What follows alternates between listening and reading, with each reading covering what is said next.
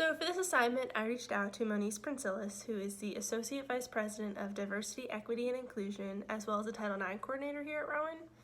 So before I get too far into the vlog, I want to stop and thank you for signing it because I don't think I ever would have reached out to her had I not kind of been motivated by an assignment to do so.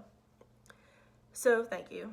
Throughout the course of the day, Moniece and I talked a lot, and it was really probably one of the most insightful and reassuring conversations that I've gotten to have.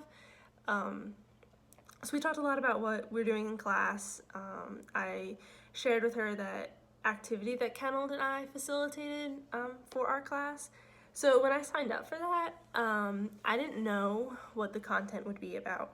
I just signed up for what was at the time the first week, but it really ended up working out. So Kenneld and I got to present on feminism in the workplace, different types of feminism, and how feminism is impacted by the different identities that we hold. So I talked a lot about that with Moniece. We talked about how feminism for me as a white woman looks very different than feminism for Moniece, who's a woman of color. So challenges that I'll have to face, she'll also have to face, but then she'll also have to face additional challenges, and just the ways that women can support each other. We talked a lot about how society tends to pit women against each other when really we should be working together to elevate each other.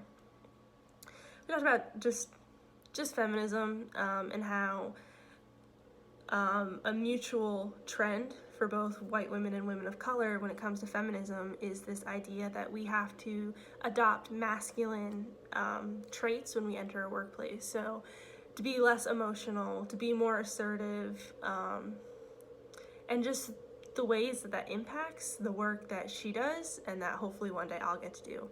So Title IX in particular is very heavy. It is very hard content to deal with every day, and it can be very emotionally draining. And so I asked her, as a woman and as a woman in a leadership position, with the societal expectations that you check emotion at the door, how do you cope? How do you day in and day out deal with these cases and not let it weigh you down? And she kind of reassured me in the sense that, you don't check emotion at the door when you show up to do Title IX work.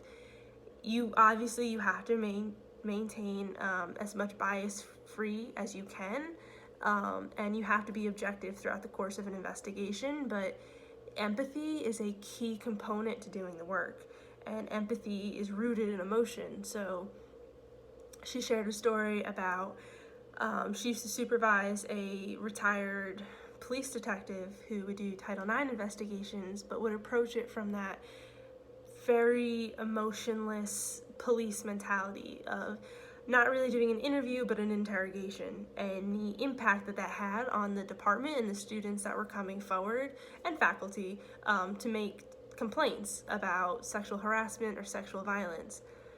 And for me, it kind of really clarified that it's okay to have emotion. Like, it's preferred to have an emotion and to come at investigations from a humanistic point of view. Also, you need, she really emphasized the need to be fair and consistent, but that you have to be able to empathize with both the alleged and the complainant. And that, for me, kind of caught me off guard, because I kind of looked at her like, you want me to empathize with, somebody who allegedly did this horrible thing? And she said, yeah, you have to, because in our judicial system, you're innocent until proven guilty. And with Title IX, conflicts and incidents, it's never black and white. So she said, you have to empathize. It's not necessarily something that we talk about, but you need to be able to do it. So for me, that was really reassuring, because I am an emotional person. I am empathetic, probably too empathetic. to the point where my mood is directly related to the people around me. So if everyone around me is really happy, I'll be really happy. But if everyone around me is really sad, I'm also going to be really sad. So that was a good discussion to have. We also talked about shared governance and the cosmopolitan versus local mindset. So in regards to cosmopolitan versus local, I explained that I am operating from the local mindset. So all of my experience and perceptions are based in Rowan. I went to Rowan as an undergraduate, graduated, came right back the next semester for grad school. So everything that I look at, everything that I learn, I'm looking at it from a Rowan perspective because it's the only perspective that I've really ever experienced. Moniece, on the other hand, has a very diverse employment background. So she started working as a paralegal at a law firm that she worked at through high school.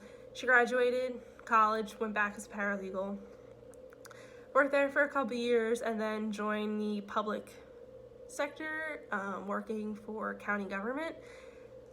Then she worked there for an administration, got her master's in public administration, and then kind of got into higher ed through the human resources avenue. So she worked entry-level human resources and then all the way up to being the director of human resources at various institutions, and then joined Rowan in June as the Diversity, Equity, and Inclusion Associate Vice President. So I asked her about her experiences and how she operates from more of a cosmopolitan mindset with, outside perspectives, and she is more loyal to the experiences and the lessons that those experiences taught her than she is per se to the university. Whereas I, because my experiences are tied to the university, tend to be more loyal to the actual institution. So operating from a cosmopolitan mindset, I asked her how that plays into the work that she does. And she talked about how having worked in a law firm and kind of coming from that law background, and as well as the HR background, it helps her when she's completing investigations because she understands how the different departments work. So when she needs to talk to the general counsel about something, she knows how, even though she isn't a lawyer, she has so much experience working with lawyers, she can understand the mindset that the general counsel is coming from and the ways to communicate and what questions to ask, when to reach out, when not to reach out. From the human resources side, she knows that when, the procedures and policies that HR departments typically follow, so she understands how to work with them better than, say, someone who has never worked in an HR office and doesn't understand their perspective. So she said a lot of having a diverse employment background comes to play when she needs to understand how her coworkers work, which I thought was a really cool mindset to have. And just the different ways that having different experiences, while they might seem unrelated, can directly impact the work that she does, even though HR and diversity, equity, and inclusion aren't necessarily equal experiences. We talked about shared governance a little bit on just how policy is made and implemented. So she said that she sees a lot of shared governance when policies are being proposed or changes in policy are being proposed in areas that impact something that she oversees, but when it doesn't necessarily fall under her jurisdiction, she doesn't really get involved in the conversations. So I thought that was an interesting approach to shared governance because she isn't involved in everything. It's kind of as the general counsel is the one that approves all of the policies. So when the general counsel deems that it would impact something that she oversees, they bring her in. But if they don't think that it would impact something that she works on, they kind of leave her voice out of it, which I thought was interesting because I don't think that there's a space on this campus where diversity, equity, and inclusion doesn't belong. So we talked about how she wishes that she was involved in more conversations.